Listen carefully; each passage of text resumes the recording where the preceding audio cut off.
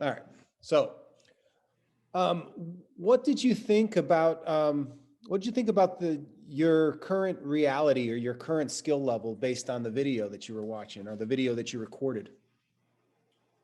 Okay, well, if I'm taking my current skill level based on the video, I don't think it's a very good representation of how I teach a class.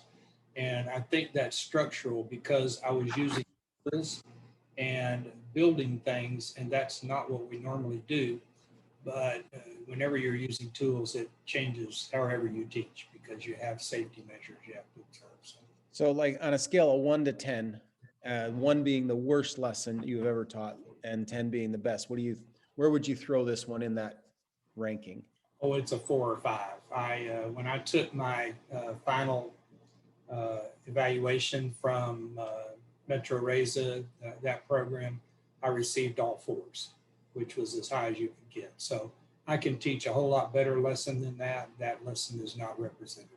So, like, but there's, I'm sure, a couple things. What is there anything that pleased you about the lesson? There's a couple things in there that Yeah, to make a joke, we didn't cut off any fingers, there you but go.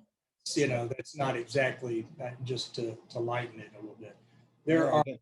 things that I thought that we did well, or I did well, and part of it was in the structural part of using 3 computers at the time, one for emails and stuff, and then one to show. And keep in mind, I had students at home, so this lesson was taught in 2 different places.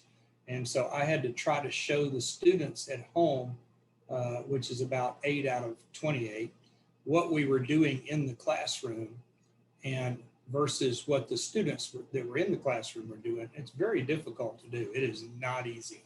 So I think that highly impacted our lesson. Well, if so, what do you think? Did you after you did the lesson? I'm sure you thought of something. Was there anything you would change, like a real quick change to move it closer to that 10 out of 10? Sure, I think I could change. I would have to do something with the camera and the structure to get that closer to what's going on because Mhm. sometimes I was in one place when I was it couldn't be in the other. So they're looking at my back or those kinds of things. I would have to really script it out more as to what I was going to do. Um, like I said, it's posed challenges all year for an engineering lesson Yeah, because you're trying to show things that you're doing hands on and the kids at home aren't. So you can't do the same, you can't do the projects you would normally do. yeah. Um, so what would your students be doing differently? Since you said something on your side, what would the students be doing differently if it was closer to a 10? I think that the students would be doing differently, and I tried to organize them into teams. They were on Microsoft Teams as teams. So when we did the design part of the project, they were able to work together that way. But I'm just not sure that there's a way to get them so heavily involved from home that they feel like they're part of the project. That's sad. It really is, but I just don't know that there is. Well, I, maybe we can think of something. We'll I get to think that. better positioning of the camera for more overhead instead of more in plane would be much better. Can you tell me more about what that would look like? Yeah, that would have a camera above and maybe shooting at a 45-degree angle. And we would also, I would do less work during the lesson and ask more questions of the students or ask for more direction of the students that are offline online. Uh, so they would be directing what the students in class were doing at certain times. So, like, what would like if you were to call it, what kind of a goal would you have for students? How would you how would you say that as a goal? Like, and like maybe even putting in a percent, like what percent of the students would be doing what, or that's try and state it that way. Yeah, the percent of the students is probably 1/4 that are offline, and Hmm. but that's not what you're asking. And No. the percent that I would ask them to do would be, I would want to break up what we were doing. Let's say we're installing a table leg on what we were building. I would think that at times what we're doing and have the students that are in the classroom go visually meet with the students in their team who are online, and then they could all have a discussion about what they were going to do next. This lesson has great opportunity to it, but we're not there yet. This was the first attempt at that. So basically, what it sounds like you're trying to say is that you would try to get 100% of the goal of students to have an active role of some sort in the lesson. Absolutely. And when you're dealing with a 12-inch table saw or a cutoff saw, it's very, very difficult to keep from turning your back on them or getting them 100% involved. Listen, I know how difficult this is, and I know how it didn't go the way I would have wanted it to go if I wanted 100% from the lesson. Okay, so Your goals are less. is there a way you think you could measure to see if 100% of the students participated in some manner? Is there a way you could document it and measure that?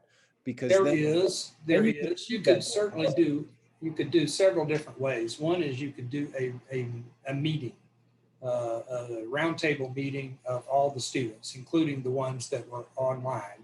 Mhm. Have an open discussion like that and get the student feedback. The second thing that I think you could do is I think you could ask them to do some writing. And the first one would be that I would want them to do an evaluation of how that project went that day. We're a little bit under a timeline, so I can't really get that done as well as I would like to in the classroom. Not a timeline today, I'm talking about it in the lesson. So I think there are numerous ways, and since this was the first lesson of its kind that I have done and recorded, I am overjoyed that I have a recording because it not only shows me my prowess in teaching, it shows me how the students react to it. And it's with them off online, it's very difficult to monitor their being there. Have you thought about using the discussion board in CTLS for that? Because that discussion board, what you could do is you could post a prompt and then tell them what you, and that way you could go and they could go into the discussion board and actually do, follow the prompt and respond to one another. And that might be You're a way talking to, about, go ahead. that might be a way to get some feedback and also to check on their, just check and see if they were active in the lesson. The prompt could be, what part did you, or what role did you take in the lesson? Something along those lines. And that'd be a way to, that's something you could do. You know, that's a good idea. And I would love to do some more of these things. And as you well know, and I've been teaching since 1972 in airplanes and all that stuff, and simulators and in the classroom in middle school plus high school.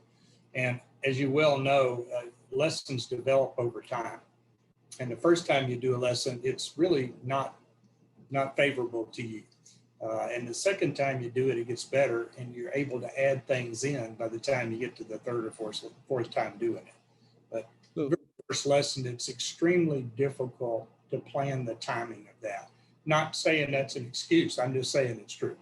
Well, I think, what do you think about that being the goal going forward, is trying to figure out a way to have 100% of the students participate in a lab or an activity of this kind, like trying to break it down so that there is 100% who are playing an active role in some way. Would that be a good goal? That's a laudable goal and one I would aspire to. But you would have to break this project. I would never start it with the project I did because it requires so much safety concerns. I think you have to train the students over time to operate in that environment. Because if you try that the first time, it's going to be not that great the first time you try it.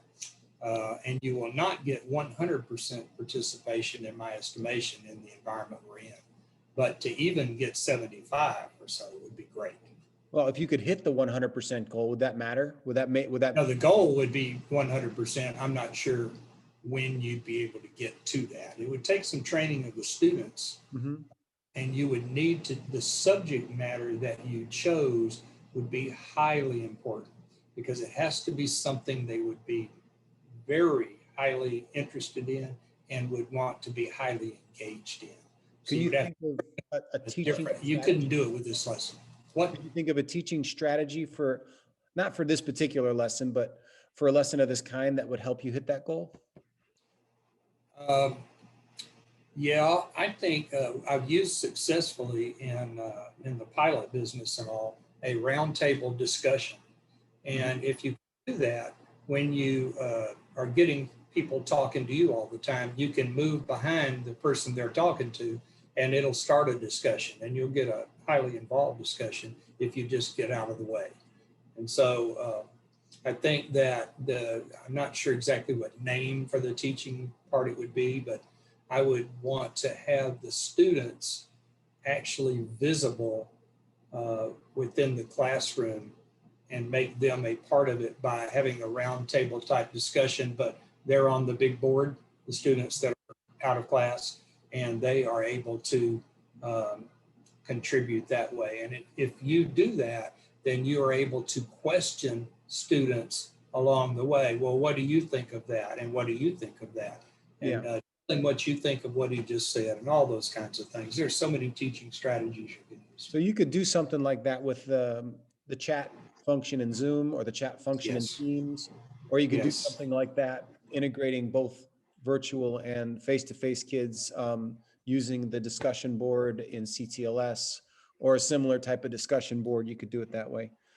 I haven't done it through the CTLS, but I'd like to try that. Yeah, well, maybe we'll look at that in the Okay. next couple of weeks. I'll show, I have a couple examples actually I did with my classes. You could have a look at if you'd like to. And Perfect. it's pretty neat. Perfect. I love that. Yeah, and then so what do you think? So you have more lessons like this coming up. What are the next steps then? Like thinking forward to maybe the next one you're going to do. Well, not necessarily this one. We have 3 teams, 3 classes out of the 5 are doing tables. So they're all doing the same design. And you'd be surprised, that actually wouldn't, at the varying levels of accomplishment of each team each day. But which is another interesting thing. But I guess the next thing I want to do is, instead of going to something that operates with tools to build, I think I would want to go to something simpler and not let the project be the goal, but the goal would be to get the cooperation and the lesson working the way we're talking about. It would not be the success of the lesson would not be based on what we built, but on how we did it and what. Yeah, maybe if you remove those safety concerns, you could focus. Oh on yeah. the lesson. And then when you Yeah, come that back, changes you it. have to consider the safety concerns. The kids are more comfortable with the format, and then maybe it'll Yep. work out. And I think that within the engineering field, there are so many topics that I could choose, which would be so interesting to the students and involve them, that I think that works. And I've had involvement from people who wouldn't even talk to me or tell me their name when they came into class. We have several of those. But now they're actively involved in everything we're doing because I just didn't treat them differently. I put them in the middle of it, and they've responded. So I think I agree. It's you try to be a better teacher every day in this environment. Sometimes you fall into a trap of this isn't going to work, but actually there's a way to make it work. Yeah, I think also this environment is forcing us to do things we might not have done before, which can be good. Maybe we can learn and grow from it, right? I think so. And I'm enjoying this portion because I knew right away this lesson was going to be no good and are not to my standards. But that's okay because that's why I gave it to you. There's so many areas of discussion you can have in it. Yeah, yeah, and I think we had a good discussion on it. I guess we'll look at it again. In our next meeting, we'll move forward on it, and sometime between them, we'll talk about it as well. Sounds good? Okay, sounds great.